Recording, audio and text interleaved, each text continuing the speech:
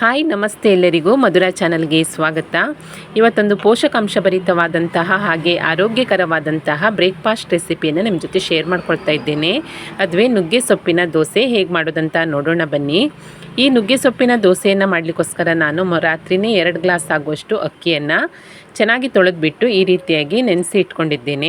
ಇವಾಗ ಇದನ್ನು ನೀರಿನಿಂದ ಬಸ್ಬಿಟ್ಟು ಒಂದು ಮಿಕ್ಸಿ ಪಾತ್ರೆಗೆ ಸೇರಿಸ್ಕೊಂಡು ನಂತರ ಖಾರಕ್ಕೆ ಒಂದು 4 ರಿಂದ 5 ಒಣಮೆಣಸು, 1 ಸ್ಪೂನ್ ಆಗುವಷ್ಟು ಧನಿಯಾ ಬೀಜ, ಅರ್ಧ ಸ್ಪೂನ್ ಆಗುವಷ್ಟು ಜೀರಿಗೆ, ಒಂದು ಚಿಕ್ಕ ಹುಣಸೆ ಹಣ್ಣು, ರುಚಿಗೆ ತಕ್ಕಷ್ಟು ಉಪ್ಪು ಹಾಗೆ ಸ್ವಲ್ಪ ನೀರನ್ನು ಸೇರಿಸ್ಕೊಂಡು ಇದನ್ನು ನುಣ್ಣಗೆ ರುಬ್ಕೊಳ್ತೀನಿ.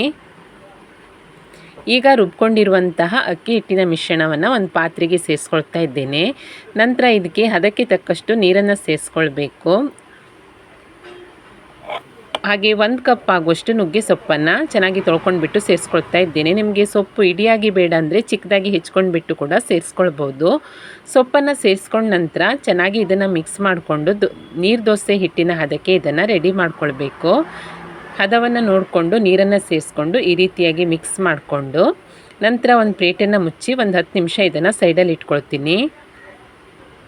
10 ನಿಮಿಷದ ನಂತರ ದೋಸೆ ಮಾಡಲಿಕ್ಕೋಸ್ಕರ ಸ್ಟವ್ ಮೇಲೆ ಒಂದು ತವವನ್ನು ಇಟ್ಕೊಂಡು ತವ ಚೆನ್ನಾಗಿ ಕಾದ ನಂತರ ಇದಕ್ಕೆ ಎಣ್ಣೆಯನ್ನು ಹಚ್ಕೊಂಡು ನೀರು ದೋಸೆಯನ್ನು ಹೇಗೆ ಬಿಟ್ಕೊಳ್ತೀರೋ ಅದೇ ರೀತಿಯಾಗಿ ತವ ಮೇಲೆ ದೋಸೆಯನ್ನು ಬಿಟ್ಕೊಳ್ಬೇಕು. ನಂತರ ಇದಕ್ಕೆ ಪ್ಲೇಟನ್ನು ಮುಚ್ಚಿಬಿಟ್ಟು ಒಂದು 2 ನಿಮಿಷ ಕಾಲ ಬೇಯಿಸ್ಕೊಂಡ್ರೆ ಒಂದು ಸೈಡ್ ಚೆನ್ನಾಗಿ ಬೆಂದಿರುತ್ತೆ. ನೋಡಿ, ಇದನ್ನು ಈಗ ತಿರುಗಿಸಿ ಹಾಕಿಬಿಟ್ಟು 2 ಸೈಡು ಚೆನ್ನಾಗಿ ಬೇಯಿಸ್ಕೊಳ್ಬೋದು ಅಥವಾ ಒಂದು ಸೈಡೇ ಸಾಕಂತಿದ್ರೆ ಹಾಗೆ ಕೂಡ ತೆಗಿಬೋದು. ಚೆನ್ನಾಗಿ ಬೆಂದಿರುತ್ತೆ. ನೋಡಿ ಎಷ್ಟು ಚೆನ್ನಾಗಾಗಿದೆ ದೋಸೆ ಅಂತ. ಹಾಗೆ ತಿರುಗಿಸಿ ಹಾಕಿಬಿಟ್ಟು ಇನ್ನೊಂದು ಸೈಡು ಕೂಡ ಸ್ವಲ್ಪ ಬೇಯಿಸ್ಕೊಂಡ್ರೆ ರುಚಿಯಾದಂತಹ ಹಾಗೆ ಆರೋಗ್ಯಕರವಾದಂಥ ನುಗ್ಗೆ ಸೊಪ್ಪಿನ ದೋಸೆ ರೆಡಿಯಾಗುತ್ತೆ. ಇದೇ ರೀತಿಯಾಗಿ ನಾನು ಇನ್ನೊಂದು ದೋಸೆ ಕೂಡ ಮಾಡೋದನ್ನು ತೋರಿಸ್ತಾ ಇದ್ದೇನೆ. ನೋಡಿ, ತವಕ್ಕೆ ಚೆನ್ನಾಗಿ ಎಣ್ಣೆನ ಹಚ್ಕೊಂಡು ಈ ರೀತಿಯಾಗಿ ನೀರು ದೋಸೆ ಹಾಕಿದಾಗೆ ತೆಳ್ಳಗೆ ಹಾಕಿಬಿಟ್ಟು 2 ಸೈಡು ಚೆನ್ನಾಗಿ ಬೇಯಿಸ್ಕೊಳ್ಬೇಕು. ನೀವು ನಾನ್ ಸ್ಟಿಕ್ ತವದಲ್ಲಿ ಕೂಡ ಮಾಡ್ಕೊಳ್ಬೋದು, ತುಂಬಾ ಚೆನ್ನಾಗಿ ಬರುತ್ತೆ. ಇದೇ ರೀತಿಯಾಗಿ ಮಾಡಿಕೊಂಡ್ರೆ ರುಚಿಯಾದಂತಹ ಹಾಗೆ ಆರೋಗ್ಯಕರವಾದಂತಹ ನುಗ್ಗೆ ಸೊಪ್ಪಿನ ದೋಸೆ ರೆಡಿಯಾಗುತ್ತೆ. ಇದನ್ನು ನೀವು ಚಟ್ನಿ ಸಾಂಬಾರು ಜೊತೆ ಸರ್ವ್ ಮಾಡಬೇಕಂತಿಲ್ಲ, ಹಾಗೆಯೇ ತಿನ್ಬೋದು.